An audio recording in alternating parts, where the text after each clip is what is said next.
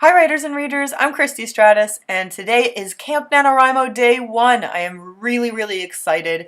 As usual, things have not gone quite as planned. I had really planned on having Lock and Key finished in terms of final edits by now, by April 1st, so that I could get started on Greed for Camp NaNoWriMo. But that did not work out. I got sick last weekend and wasn't able to work on anything, and that really dragged me down in terms of Lock and Key, unfortunately, so I'm just going to keep working on that for now. The good thing for Camp NaNoWriMo is that you can really do anything you want with it. So that's going to be part of my goals for Camp NaNoWriMo. Finish up editing Lock and Key very early in the month, and then I'm going to move on to Greed.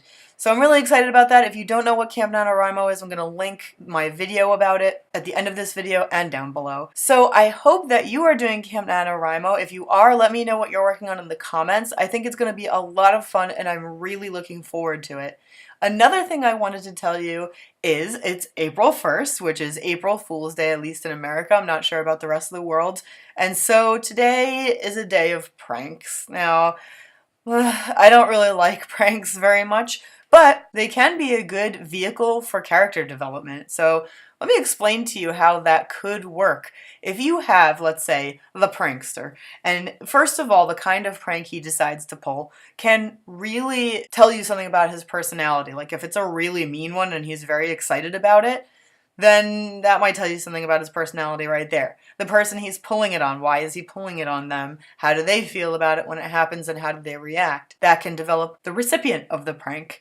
And then other people's reactions can also help to develop any background characters or maybe a corporate environment, anything like that. So if you've got, the prankster who ends up feeling bad about what he did, that can also help develop his character and how compassionate or maybe his lack of compassion, maybe the person who the prank is pulled on, maybe, she reacts or he reacts in a way that really puts it back on this prankster and she or he is really tough, or maybe they break down crying, something like that. You don't know. Maybe the office environment is a tough one, and that's how we find out that it's a tough one. So this is a sort of way to show instead of tell. These are the kinds of ways that I mean when I say show instead of tell, using these kinds of things. And there is one example of something like that. It can also show character growth.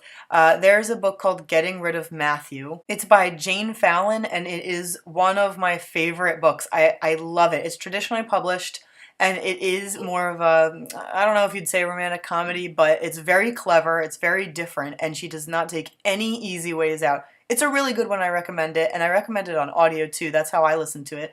I listen to it at least once a year. It's just such a good book. So anyway, one of the things that happens in this book is the main character girl whose name I forget, even though I listened to this book multiple times, she decides that she can't have a particular thing associated with her, and so somebody else thinks that it's associated with Helen from accounts. So I'm trying not to give anything away here, that's why I'm being so vague. Our main character decides, okay, well, you know what, Helen from accounts is really a nobody, and nobody cares about her, she doesn't have many friends anyway, so yeah, sure, let's just say it's Helen from accounts. And over time, that makes Helen from accounts have a very bad reputation. Women start spending more time with her because they want to hear the gossip. They want to know what's going on with the situation that the main character didn't want to be associated with. And they start treating her really nicely because they think that she's doing this thing. And then Helen from accounts finds out and she gets really upset about it.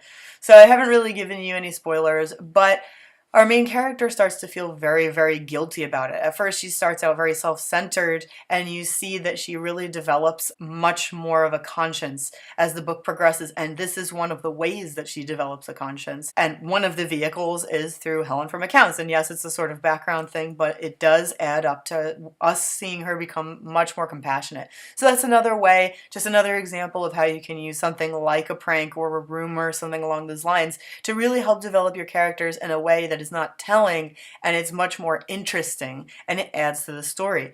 So I hope that that helped you. I think it's really interesting to explore different ways we can develop our characters that are a little bit more interesting than maybe the norm. If you have any suggestions for my videos, of course, as always, leave them down below. Thank you so much for spending time with me, and I'll see you soon.